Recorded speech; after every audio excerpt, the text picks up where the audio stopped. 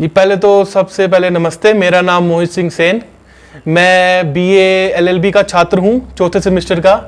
आज का जो ये प्रेस कॉन्फ्रेंस करने का मेरा जो मकसद है वो ये है कि जिस तरीके से हम देख रहे हैं कि पूरे ऑल इंडिया में रिस्ट्रिक्शंस लगी हुई है, लॉकडाउन लगा हुआ है ड्यू टू कोरोना वायरस, और इसके चलते बहुत सारे जितने भी एजुकेशनल इंस्टीट्यूशंस हैं उन लोगों ने एक लिया है कि हम अपने बच्चों को मास प्रमोट करेंगे।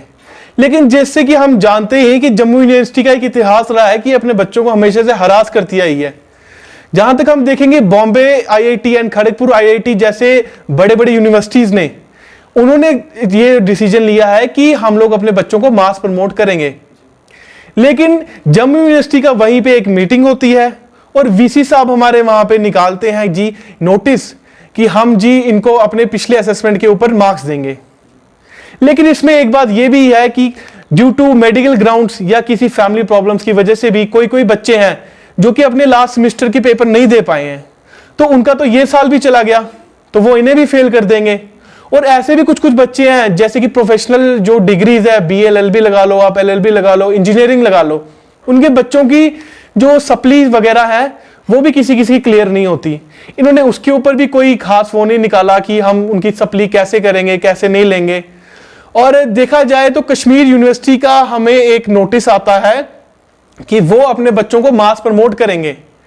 मैं ये अपने एलटी गवर्नर साहब से पूछना चाहता हूं कि जम्मू और कश्मीर दोनों यूनिवर्सिटीज का जब चांसलर एक ही है तो दोनों के लिए अलग अलग नोटिफिकेशंस क्यों? जम्मू के बच्चों को क्यों हरास किया जा रहा है? और मैं ये कहना चाहता हूं कि ये इन्होंने एक और नोटिस निकाला कि इंटरनल असेसमेंट जिनकी नहीं हुई है उनकी इंटरनल असेसमेंट कॉलेज लेगा एक हफ्ते के अंदर। लेकिन मैं ये कहना चाहता हूं कि हर कोई तो ग्रीन जोन में बैठा नहीं हुआ। मैं चिनाब वैली का हूं, मैं अपनी बात करूंगा।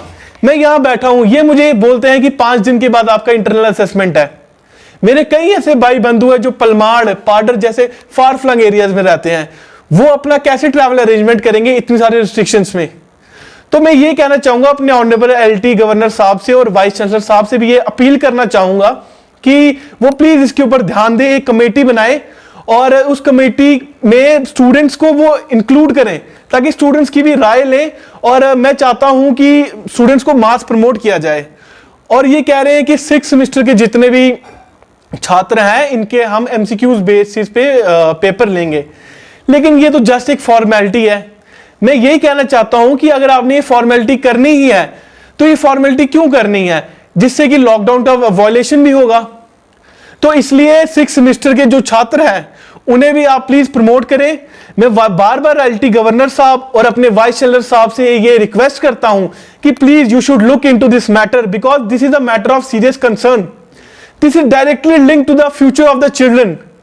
अगर वो ये अपने कंसर्न में नहीं लेंगे तो हमारे जो बच्चे हैं उनका फ्यूचर खराब हो जाएगा, उनकी डिग्रियां अटक जाएंगी। और रही बात क्लस्टर यूनिवर्सिटी की, तो वो एक नोटिफिकेशन निकालती है परसों कि हम लोगों के कॉलेजेस में जो है जो सिलेबस कंप्लीट हो गया 70 to 80%।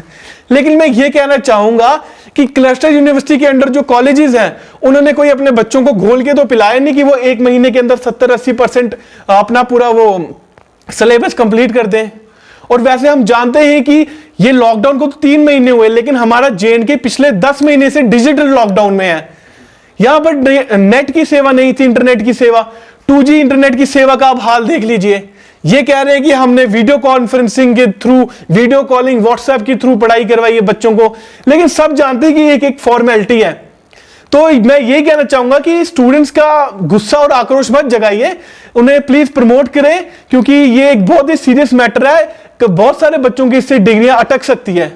So at the last, I will appeal to Honorable LT Governor and our Vice Chancellor sir to please make sure that all the students are mass promoted, so that we will complete our degrees on the time and we will not lack anywhere in the future. Thank you so much.